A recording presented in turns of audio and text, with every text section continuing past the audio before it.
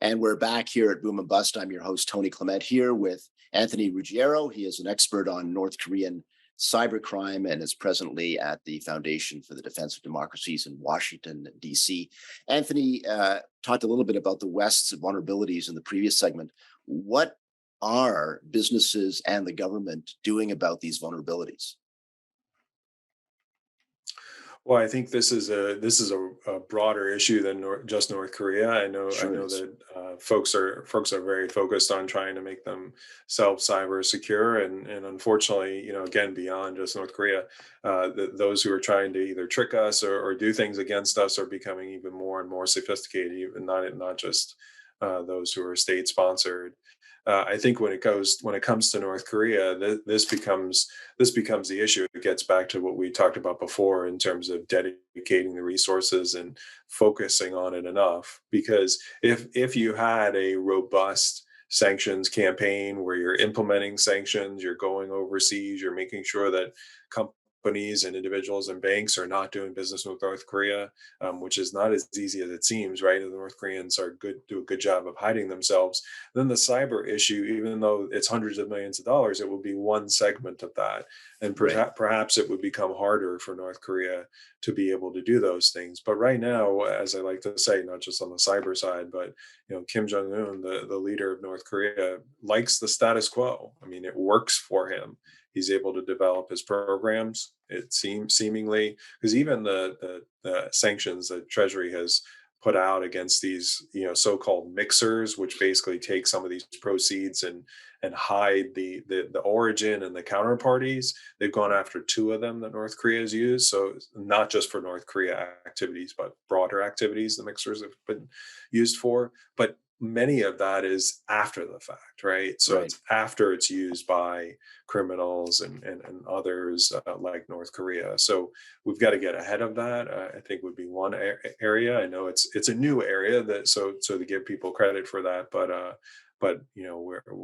we're seeming a little behind the curve, especially on the North Korea side. Is there starting to be more international state to state cooperation on this? Right. I think there is. I think in the United States, especially, like there's been a number of senior officials put in positions on the cyber side. It's being emphasized more quickly than in other administrations. It's one of those things where it's been happening. We know it's all been happening, but dedicating the resources has not happened as of yet, but is starting to happen. I think in this administration, to their credit. Right. And I think, but again, it gets back to it's this constant back and forth with whether it's just North Korea or with the other criminals and state actors. So it's going to constantly be a back and forth of securing ourselves, some level of deterrence, and then whether, and this obviously will be hotly debated, whether you go on offense at some level. That's sort of a more classic debate, right? That we've had more in the military realm and the nuclear deterrence realm, but it's certainly a debate that's robust in the cyber field as well. Has the U.S. government ever gone on offense with respect to any of these state actors?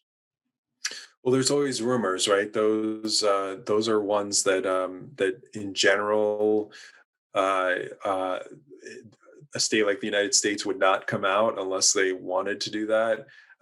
It's one that's kind of hidden. So I would say mostly you're going to see that in news reporting, but notwithstanding this program, but so you have to sort of figure out whether that news reporting sources are true or not.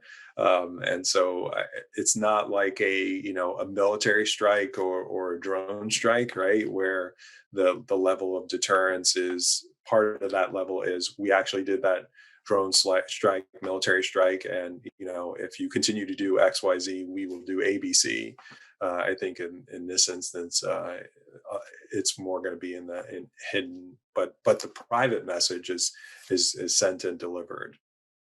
Yes, I think we saw a little bit of that with Iran and with That's right. Russia as well in recent in recent years. So it seems to be, there is some outside signaling, probably after some inside signaling, just to make sure that the message was gotten across.